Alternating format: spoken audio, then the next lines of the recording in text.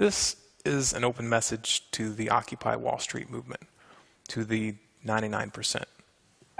Revolutions are dangerous and unpredictable beasts, and for a population to enter into one without fully understanding what's at stake is a lot like handing a loaded .45 automatic to a toddler.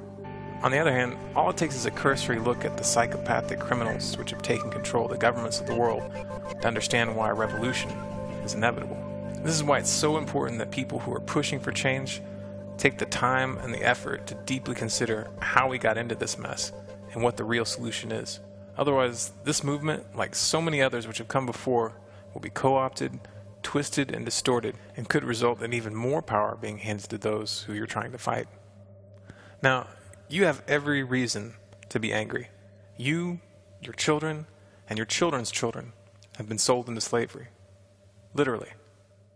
If you're lucky enough to have a job in the years to come, you'll end up paying between 25 and 30% of your income in taxes, the majority of which will go directly towards paying interest on debts to privately owned banks.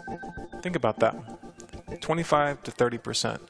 That means you work between 3 and 4 months each year for the bankers. That's slavery, pure and simple. It's a cleverly disguised form of modern feudalism. And it's not new. It didn't start with the bailouts. The bailouts were just icing on the cake. It was just a little bit too much for most people to swallow. But in reality, the events of the last several years are just an escalation of standard policy. If you truly want to break free from slavery, it's crucial to understand the nature of your enslavement. It's crucial that the masses come to realize that all major currencies, the dollar and the euro in particular, are created out of thin air by privately owned banks. Those banks create money backed by nothing. Then they loan that money out to governments in exchange for bonds, which are really just promises that the government will extract that money plus interest from the public. That money is extracted from the people in the form of taxes, and those taxes are taken at gunpoint. Sure, you may not have ever seen the gun in your face, but if you ever refuse to comply, men with guns will show up at your house and drag you off to rot in a cage. Perhaps some people don't want to look at this reality. It's not a flattering image. You don't want to think of yourself as a slave to the 1%, to the private bankers which hold the reins of power. But positive thinking is not going to change things for the better. People who want to fight for real change must take the time to research the true nature of money. Only with that understanding will we be in a position to push for meaningful reforms. But the solution is not equitable taxation. Calling for equitable taxation is like calling for equitable slavery.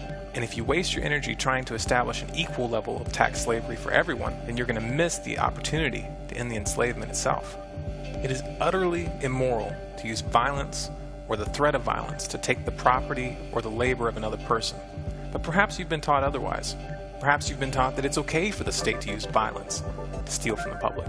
Perhaps you believe that such violence is okay if it's being done for a quote-unquote good cause. I hate to break the bad news, but the ends do not justify the means.